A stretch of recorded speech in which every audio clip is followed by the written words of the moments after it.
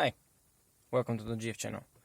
In today's episode I'm gonna show you how to install turn signal repeater. So when you press once the turn switch, you actually blink 3 times. This is a common feature in newer cars, but the 626 doesn't have it. So unfortunately it doesn't exist in China, or at least I do not know how to spell it in Chinese websites. So I bought a local made. It's actually about 7 to 8 euros, so not expensive. These actually they're available in open software and hardware. You can download the software, you can get the PCB and solder everything, all the components, flash it. Everything is available. I guess this is the same. They use the same schematics because it looks the same, the documentation. There's another way to buy something which is a bit smarter than this one. It's from a company called Keetec, I believe Czech company, and they do produce this tripling thing, which has less wires. So it's easier to connect, but you have to be a little bit more careful when doing the configuration because it has configuration. This has no configuration. So I'm gonna go now through the, of course, this time I'm not with a computer, I'm with a German book. Lots of stuff written in Cyrillic, and my prototype navigation system here. Okay, so let's go through the schematics and explain you why you need so much wires and why the Keetec is better. So you need, if we go like that, I'm not gonna go through colors because your colors might be different. So you need 12 volts, constant 12 volts. Of course, it's good to be fused. You need constant ground. This is all to power the module. Then these two lines go to the left and to the right bulbs, the output of the bulbs. And you need one line for output of the flasher relay, and one for reverse gear. Now I'm not gonna connect the reverse gear because I have another video with how I use the blinks at the back for additional lighting when I'm in reverse, and if there's blinking there's no white light, so I don't want to use it, no.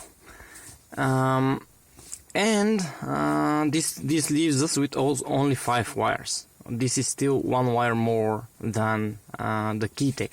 Now the Keetec doesn't have this wire, the output of the 3-pin relay, which is actually better because newer cars do not have a 3-pin relay, or at least it's internal in some component somewhere, some module, and you do not have access to this wire. So if you're, let's say, Mazda 6 GG, then you do not have a 3-pin relay. You have a flasher unit module, and it accepts just ground from your blinks button and turn switch and decides what to do, while we have a different schematics. Now I have already explained how the blinks work in the 626 and overall with 3-pin relay system, how does it work. You can watch for more explanation. This is the schematics. You can pause and do all of the explanation by yourself, but I'm here only to get the wires that we need for this one. So for here, the good news is all the wires we need for this, except one, are available from this connector, and that's the connector of the blinky blink button. This connector. Everything except ground is available here. All those wires, they go to this button. Only ground is missing. Let me show you what I mean. So on the schematics, the B of the this is the 3-pin relay. The B is the output, so B is this one here, not the 12 volts, not the ground. As you can see, ground. C is constant 12 volts. So we need the B.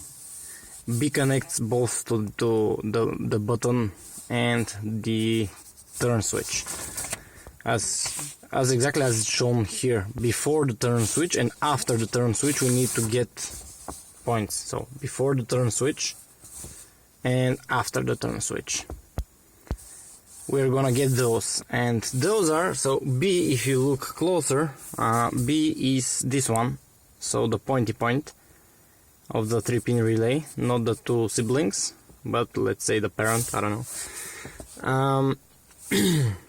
B, when it goes like that, it goes into the button with the color V/W, which I do not know what it is exactly, but because it's in German, it's this one. So when looking on the connector, you have two blind spots right here, two blind spots, and we're interested in the one in where the clip is, not the blind spot, of course, the other one. So this is the output of the 3-pin relay. Then we actually need the output towards the bulb, the two bulbs, and as you can see, the outputs through to the bulbs are G/W and G/B, which are these two. So on the same row we actually get the whole row. All cables towards the clip should be cut and tapped into. And we are only remaining the 12 volts. The 12 volts are gonna come through here, through the hazard 10 amp circuit breaker, because it's good to be fused, this one. So it goes like that through cable with color O, probably orange, I don't know. And this is the one, O. So not in the corner, but here. These are the 4 cables that we need from this connector. And after that, the ground, I decided, well, the Turing computer or clock doesn't matter, they all need ground, and it's right here, the next connector. So let's grab that ground. It's smarter. And this is the schematics that we are interested in for the Turing computer. And as you can see, the ground comes like that, and it goes inside of here with a pure black cable, just B. And B, doesn't matter here where, it's just pure black cable. It's usually a colorful ground.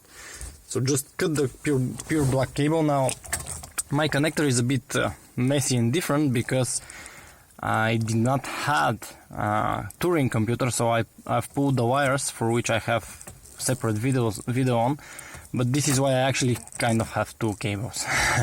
One was the standard and one, actually not the standard, but they're coming from different places of the car, so I had to split them. Anyhow, I have the pure black here. So now I'm gonna cut everything and place the module somewhere here. Seems like a perfect spot. The cables seem a little bit short. If I place it here, this won't leave me much of movement, so I'll have to extend them. Now these cables, they do look quite thick, and the reason for this is because they're actually made for regular light bulbs, while I have LEDs, so I do not need these thick cables. I'm planning to extend actually with a lot thinner cables. Not a lot, but thinner cables. Okay, enough talking. Let's connect before mount, before I actually glue it there. How does it look like? Okay, that's the prototype. I've connected everything with jumper wires or alligator clips wires, don't know how it's called,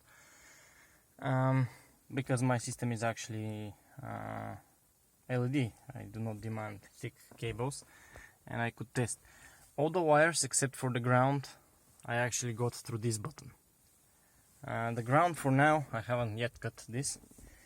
The ground for now goes through the accessory socket. Everything goes to here, not moving much because if it touches, boom.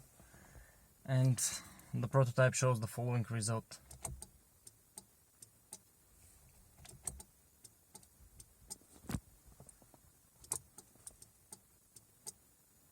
Now there is one issue though. There is a relay here that keeps clicking if I press it like that constantly to click here.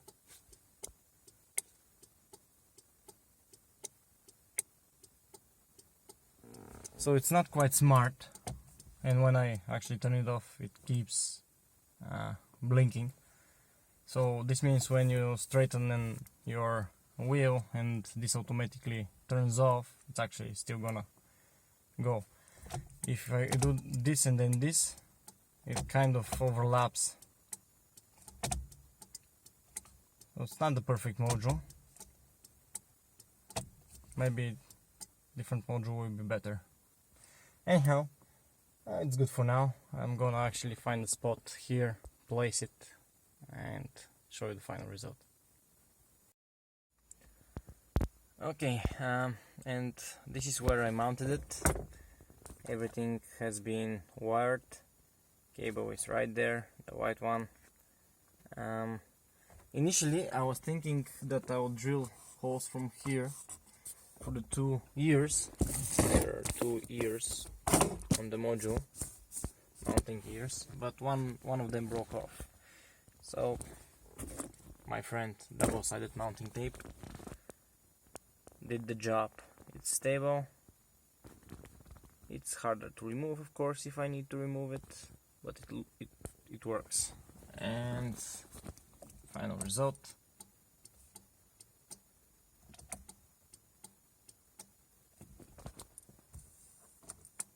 Oh, sorry.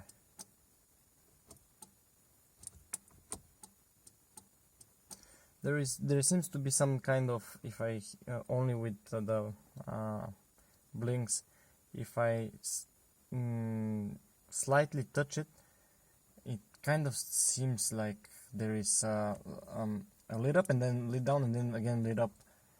Look closer. See? It's double lit.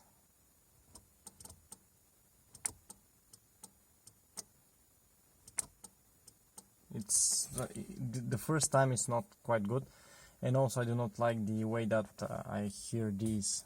Maybe I should have moved it somewhere that's not that loudly hearable, because now the blinking sound is kind of not that pleasant. Not it's actually pleasant, but it's different.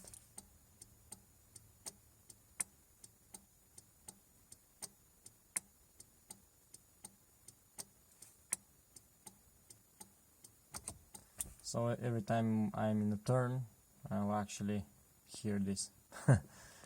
Okay, that's all. Definitely the Keetec should be better.